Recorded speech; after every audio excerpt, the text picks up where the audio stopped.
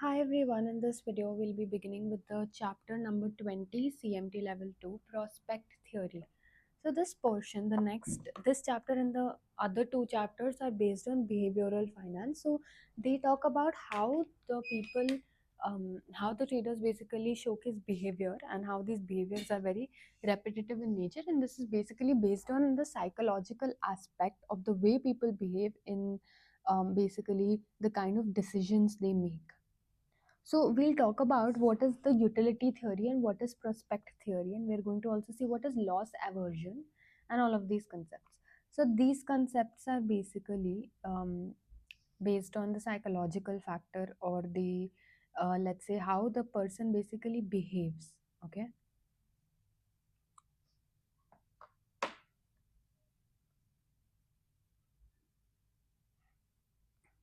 all right.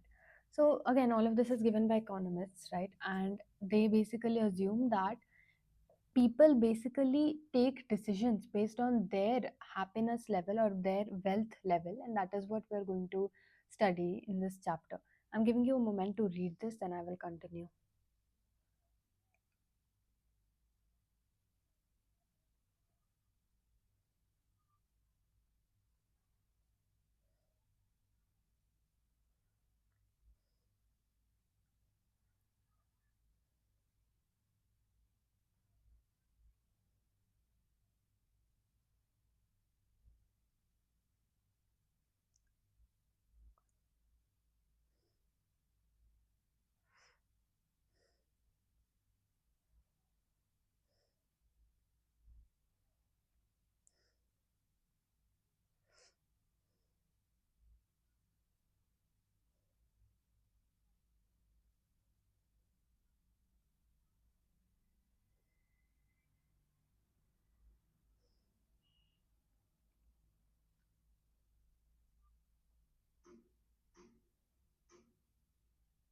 Okay, so again, economists assume each individual has a function that maps from every possible relevant level of wealth to a number that represents his or her happiness, and that under uncertainty, each individual acts to maximize the expected levels of happiness. Everybody wants to be happy, everybody wants the maximum happiness, right? And that's what is basically the factor which we are going to see, out of this particular theory all of these particular theories are made. Okay, so one objection to expected utility is known as Elias paradox. A second problem with expected utility. Now let's talk about what is expected utility. If you want me to define what is expected utility, I'll show that to you from Google. Expected utility definition. Okay, so you can look at this. Expected utility hypothesis is a foundational assumption in mathematical economics concerning decision making under uncertainty. So it postulates that rational agents maximize utility, meaning the subjective desirability of their actions. So they are going to basically be rational and they want to maximize their utility. That means they want to maximize the benefit which they are going to seek by making that particular decision. Okay, and it basically, again, if you read this particular, it is the utility that an entity or aggregate economy is expected to reach under any number of circumstances, the maximum amount of utility which they can receive. Okay, so a second problem with expected utility maximization lies in the assumption that individuals make decisions under uncertainty based solely on the eventful levels of his or her wealth. So the decisions you are going to make in life is always based on the amount of money you have, right? The amount of wealth you have. So that's going to differ from person to person, but the base is just the same. Everyone wants maximization of their wealth, and everyone will be taking the decisions based on their wealth. One simple way to see that this is unlikely to be a good approximation of human behavior is to realize that most individuals are unable to report their levels of wealth in a short amount of time within a reasonable degree of accuracy. Consumers could not be acting based on anticipated levels of wealth if they are not even aware of current wealth status. So, if I know that if I'm going to make a decision, my wealth is going to increase in the future, then I'll be able to make that decision. But for me to know that the wealth is going to be more than what I have right now, I need to know what my wealth is right now, right? So, if wealth isn't the issue, then what is the reference point? Consider the following set of choices, and again, this is taken from Kahneman, who is very um, important in this field because I don't know if you've heard of Kahneman. He's Daniel Kahneman, and he also wrote Thinking Fast and Slow, very very famous book. So let's see this. In addition to whatever you already own, whatever money you already have that, okay, and you receive $1,000 for sure. Something you already have, and you're getting 1,000 for sure, or you are going to get, okay, so 1,000 you're anyway getting, that is a for sure statement. Other than that, you're also going to get either another 500 for sure, or a 50% chance of nothing and a 50% chance of 1,000. So 1,000 you are already being given, okay, so now you're either going to get 50 more for sure, or 500 more for sure, or you are going to get uh, 1,000, or you're going to get nothing more. So what do you think a person will choose in this particular situation? Think about it for a second.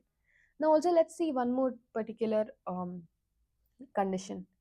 In addition to what you already own, you receive 2,000 for sure, and either you lose 500 for sure, or you face a 50% chance of losing nothing and a 50% chance of losing 1,000. What do you think a person will basically take in these two situations? Think about it. Pause the video and actually think about it. A large majority of respondents picked the first option in the first choice set, another 500 for sure. Why did they do that? Why do you think that people did that? Because people don't want to lose anything. They're like, if something is guaranteed, if a gain is guaranteed, I'd rather go with it rather than having to, you know, take a risk of having something or not having something. We'd rather have something which is for sure. If you pick the first option, that means that you anyway have 1,000 and you will get a 500 another for sure.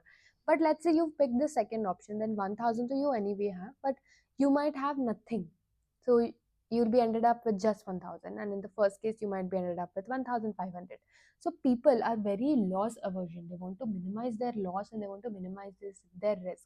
If a gain is something which is confirmed, if a gain is for sure, then people want to go ahead with that rather than go ahead with a negative situation. However, the two choice sets represent exactly the same levels of wealth. What you own plus 1,500 versus what you earn plus a 50% chance of 1,000 and a 50% chance of 2,000. So what is the difference between the two example is the reference point. Now you need to also think about this. What did the people choose in the second option? In the second choice, people chose the second option. Now why do you think that in the second thing, why did people choose face a 50% chance of losing nothing and 50% chance of losing 1,000? Here they are losing more, but still people are willing to take that because here people think that, here see, in the first option 500 they are going to lose anyway for sure. So something, if loss is again defined over here and loss is confirmed over here, whereas in the 50, in the second option, loss is not confirmed and loss is just 50% confirmed. Loss is just 50% confirmed, okay. So people want to minimize their risk. So if there is anywhere, if there is a situation where loss is confirmed, people do not want to go ahead with that option. So this is what shows the loss aversion or the loss aversion kind of behavior which is depicted by people.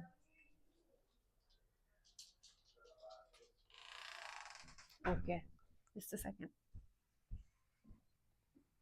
Okay. So again, now you read the note which has been given. However, the two choice sets represent exactly the same ending levels of wealth, right? It is 1,500 plus 2,000, but still people are doing that. Now, why do you think that is so? Because what is different is the reference point. In the second case, people started out with 2,000, so they're able to take that risk. But in the first situation, people had only 1,000 to begin with, so they're not able to take a lot of risk. Which is why the initial wealth is very important when you are basically looking at taking risks, right? That is what is known as risk aversion. So the more wealth you have, the more you are willing to take risk.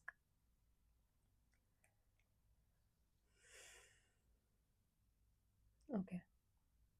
Economists generally would have ruled this possibility out entirely because agents would have been assumed to be risk averse in levels of wealth, and this risk aversion would apply regardless of the reference point. In contrast, what this example demonstrates is that individuals may be risk averse when considering gains, but risk seeking when considering losses. So, if something is sure shot, if the loss is sure shot, people don't want to go for that. But if they have a gain which is for sure, then people would want to go ahead with that. That is the example which they have given over here. Very simple stuff, basic psychological factors. Now, let's see what is the S curve. Again, we have two choices and they are two lotteries. The first thing is that get $900 for sure or have a 90% chance of getting 1000. Okay, either you get 900 for sure or you have a 90% chance of getting $1000. Okay, now see the other choice. Either you lose 900 for sure or you have a 90% chance of losing 1000. What is this? What do you think? What do you think is the right option? What will people see? Think about it for a second. In the first choice, which we saw, either you get 900 or you get 1000, which is a 90% chance. The expected value of each option is 900. Since the latter option carries more risk, a risk averse individual would obviously choose the first option. That's what we've discussed because the profit is guaranteed in this case, right? But if a person is very risk loving, then they would obviously choose the second one because it's more risk taking, right? Now let's see the second choices which they've given here. Here, both options have a risk. Either you lose 900 or you lose 1000. So both of them are going to use the expected value is the minimum one, right? What is something which will for sure happen? So 900 is the expected value. So the second option carries more risk, obviously, and hence would be chosen only by a risk loving person. Whereas a risk averse individual would choose the first option, right? Because either you're using 900 or you are losing 1000. So if you have a defined risk, you would rather go ahead with that. So that's what is the S curve. So in practice, most individuals choose the first option in the first choice set as expected. However, most choose the second option in the second um, choice set. Now, why do you think that people will choose the second option in the second set, which is having a 90% chance of losing? Because here, at least there is 10% chance of not losing anything at all. So, when risk is something defined, then we would not like to go ahead with that, right? Like, we would rather not lose anything at all. And so, that's why people would most likely go with the second option over here. This is the S curve. You can see that on this axis, you have. On X you have gains and on Y you have utility. So this is utility, this is gains, and this is how this is the S curve. And you should always remember that here we have the gains and here we have the utility. Okay. So when facing potential losses, individuals become risk loving rather than risk averse. This occurrence is irrespective of their initial levels of wealth. All that matters is that they take current levels of wealth as the reference point and face losses from there onwards, which is the current equity which you have. This behavior is not particular to this example, it is typical of the way people make choices when facing potential losses. For gains, an individual's utility function is concave. So, whenever you're talking about gains, then people's utility function is concave, representing his or her risk aversion because they don't want to take risk if their gains are confirmed. Conversely, for losses, the utility function is convex because when you're having a situation of loss, then you are basically taking more risk, like we've discussed earlier. So when the S curve is concave, then you need to keep in mind that it is basically risk aversion, and when the S curve is convex, which means that it is risk loving behavior. These are the two terms you need to keep in mind about the S curve, which can be asked in the question. Let's quickly revise that. If the S curve is concave, which means that the person is risk averse, and if the S curve is convex, it means that the person is risk loving. Even if you remember one thing out of these, you'll understand. Like for now, let's say we remember that for concave, you have risk aversion. S curve is concave, that means it's risk aversion. If you just remember this, then you know that the opposite would be, risk loving. Now let's go to loss aversion.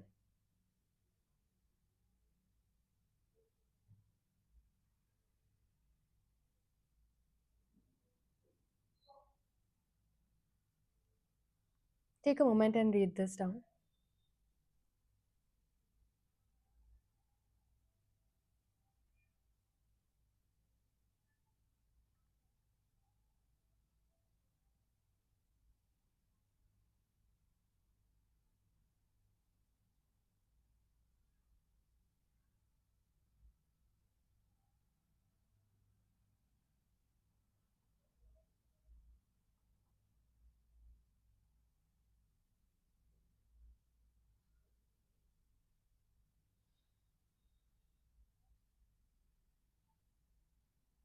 Okay, so now let's talk about loss aversion. So this segment of the curve representing losses is steeper than representing gains. This reflects the fact that for the representative individual, losses hurt more than commensurate gains help. So when you have gains, you are happy, you are obviously happy, no doubt about that. But when there are losses, you are more sad as compared to how happy you were when you were having gains. So this is one factor which has been observed after you talk to any individuals. Like even if you even if you look at yourself and if you look at the decisions you make, the moment you gain a lot, you are very happy, no doubt that you're not happy. But when you're going to lose something, that hurts more. So this is one thing which is in the behavior of people which you need to keep in mind. Okay, and as an example, consider choosing whether to take a gamble in which you have a 50% chance of getting 150 and a 50% chance of losing 100. Okay, either you'll get 150 or you will lose 100, and there's a 50% chance of both of the situations. Despite the positive expected value, most people find this lottery unappealing because it causes because the psychological cost of losing 100 is greater than the psychological gain of 150, right? So this particular phenomenon is known as loss aversion. In the previous example, some may need a potential gain of 200 or so, or about twice the losses, right? So at least the gain has to be substantially high as compared to the loss for me to make a decision, for me to even participate in that lottery. I need the gain to be much better, right? So the loss aversion ratio has been estimated at between 1.5 and 2.5 in practice. One might think that this loss averse behavior could be explained by traditional wealth based utility functions. However, in a now famous theorem by Matthew Rabin, such attempts yield ludicrous implications of human behavior in the face of other gamblers. For example, Rabin shows that any individuals with a concave utility function in wealth that rejects the gamble. Now, what is concave utility? Again, concave is loss aversion. Remember that, right? Yeah. So anyone who is very loss averse or anyone whose utility curve is concave in nature, in wealth, that rejects the gamble, 50% chance of losing 100 and 50% chance of gaining 100, also rejects the gamble, 50% chance of losing 200 and 50% chance of winning 2000. In practice, many people might reject the former gamble, whereas a very few would reject the latter. So that's how it basically works. You can see how fascinating this is. This is just the world of behavioral finance and how people make decisions based on their risk aversion or their loss aversion or loss loving factor. Rabin showed that under traditional decision theory, an individual with initial wealth of 290,000 would reject a 50-50 gamble of losing 100 or gaining 110. For any level of wealth under 300,000 must also reject 50-50% gamble of losing 1000 or gaining 718. Finally, one would reject a 50-50 gamble of losing 100 or gaining 125. For any level of wealth must also reject gamble of losing 600 or gaining any amount, no matter how big the gain is. So it is again related to the same theory which we just saw. And if you are ending up taking a big gain, then the gain has to be substantially big, but that wouldn't confirm that you will take up the particular lottery. It is not likely that these implications would hold up in practice. One could envision an individual rejecting a 50-50 gamble of winning 100 or losing 110, but it is hard to envision someone rejecting a 50-50 gamble of losing 600 or winning 10 million. Right? Because you can't really envision that. People will go ahead for that. Like, I would go and take the second one, right? Because either you lose 600 or you win 10 million. So you really don't know. You can't say much about what decision people will make, because it is really different to different kind of situations and the amount of money which they might earn. Loss aversion has an important implication for utility theory, specifically that decisions in the face of uncertainty are path dependent. If an individual gains 500 then loses 500, traditional wealth based utility theory would predict that there was no change in the individual's happiness after both the transactions took place, right? So that is what the individual that is what would be said by the theory, which is the traditional wealth based theory, because initially how much you have, now also you're left with that only. So the traditional theory states that the person will not be sad when such a situation happens. But if you talk about the prospect theory, it would say that if there were enough time between the two transactions, that the individual reset her reference point to the wealth level after the gain, she would feel an overall loss in happiness over the two transactions. Initially, she feels a benefit from the gain, but under loss aversion, the disutility she feels from the subsequent loss outweighs the benefit, and the net change is negative. So that is what is said by the prospect theory. In the traditional theory, it said that the person will not care, but because the initial wealth level is just the same. But if there has been a difference between the same, like let's say today I earn the extra $500, tomorrow if I lose it, maybe I'll not feel that bad. But if I earned that 500 today and after a year I lose that 500, then I will be feeling bad, because by that time I was used to that level of utility. So, this feature of prospect theory has important consequences for utility theory. When looking at the decisions an individual makes over time, traditional wealth based utility theory looks at the net change in wealth over the course of all decisions to assess the overall impact on utility. Under prospect theory, one must look at each of the movements in wealth in turn, because the path one takes to get from initial wealth to the ending wealth impacts the overall change in happiness. The path dependence complicates the task of examining human behavior when facing various choice decisions. An econometrician who wishes to model the behavior of agents under prospect theory needs to acquire a data set complete with every decision the um, agent makes, right? So you need to check every single thought and every single thing which the person is doing, and you need to check the pathway to the starting wealth to the ending wealth in order to make any sort of decisions. Now let's talk about how do you basically use the prospect theory in practical examples, or when you use them in practice. Prospect theory has been tested in a variety of experimental settings, even in contexts outside of finance. List 10 look at the behavior of individuals in a well functioning marketplace and found that newcomers to the marketplace behaved in better accordance with prospect theory than with the traditional utility model. Because if somebody keeps going to the marketplace every day, every week, and they're very familiar with this, then buying something from that market wouldn't be very happy for them. But if a person who came to the market for the first time ever and found something very fascinating and he purchased it, then for that person they are very very happy, right? Because for them they are extremely happy, and that affects their happiness levels, because that was a new experience for them and they had not had that kind of experience ever before. For example, if you go to, let's say, you go to Singapore on a vacation, right? You go to their market and you buy something and you're very happy that you bought something. But for the person who lives there and that person goes to that market every day, he's not very happy with it, because for him it is just a daily activity and it is not something which is very fascinating. So that is the kind of difference.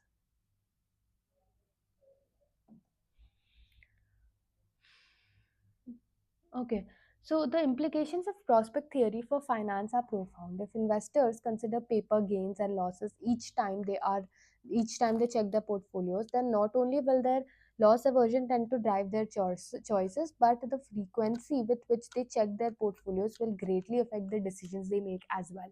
So if somebody is over and over again continuously checking their portfolio and seeing what the value is, then they are going to basically be more panicking and more terrified as compared to the person who doesn't check their portfolio that frequently. Now, let's talk about what are the drawbacks of prospect theory.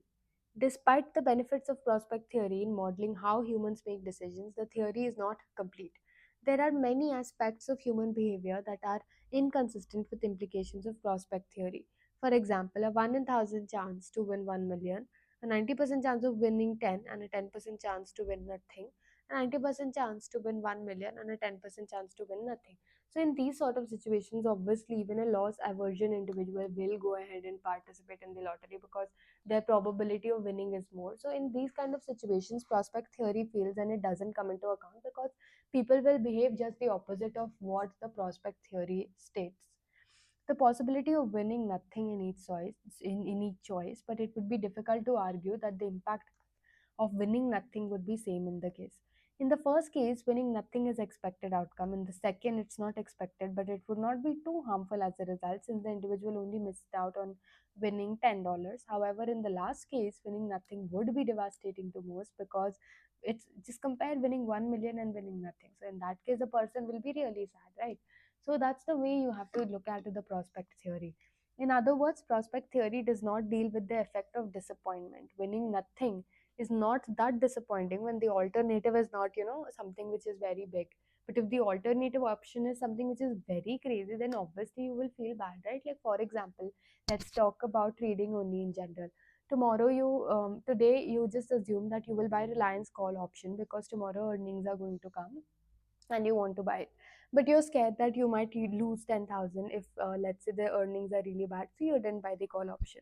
Tomorrow you open and you check the market, Reliance opened with a very big gap up, and in case you would have purchased that call option, then today you will be sitting at a profit of 1 lakh. You are going to feel so bad for not taking that decision the previous day because you lost out on the potential of 1 lakh, which is a big amount, right, for just one lot. So that is what is basically prospect theory. Now let's see another drawback when it comes to prospect theory. A 90% chance to win a million and a 10% chance to win nothing, or receiving $10 with certainty. Okay.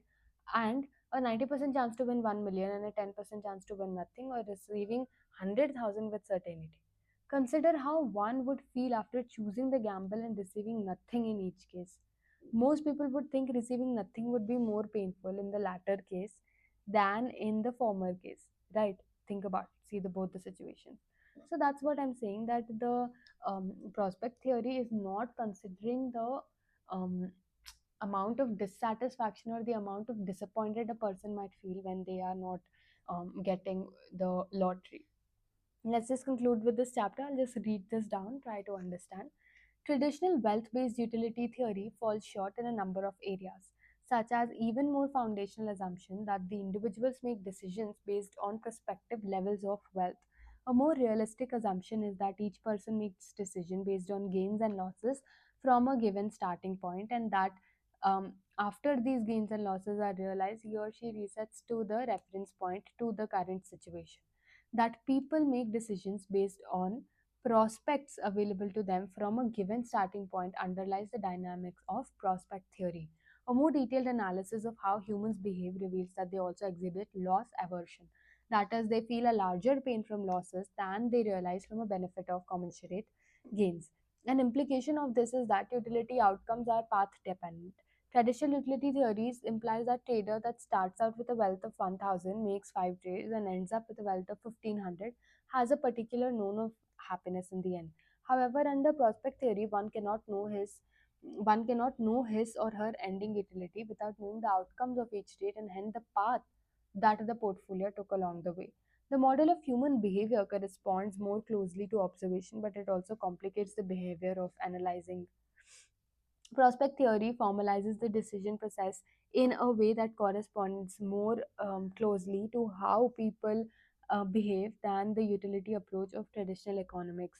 There are limitations, however, to use the of prospect theory.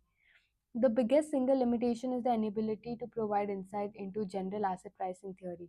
Prospect theory has distinctly dynamic flavor to it because of its implicit path dependence. No one has yet constructed a satisfactory asset pricing theory based on prospect theory utility functions. Other problems with prospect theory have been emphasized by Kahneman and referenced in the chapter. The failure to deal with emotions of disappointment and regret are major limitations of prospect theory. For whatever weakness there may be with prospect theory, it is unquestionably a step forward in our ability to generalize actual human decision and provide a convenient formalization of loss aversion.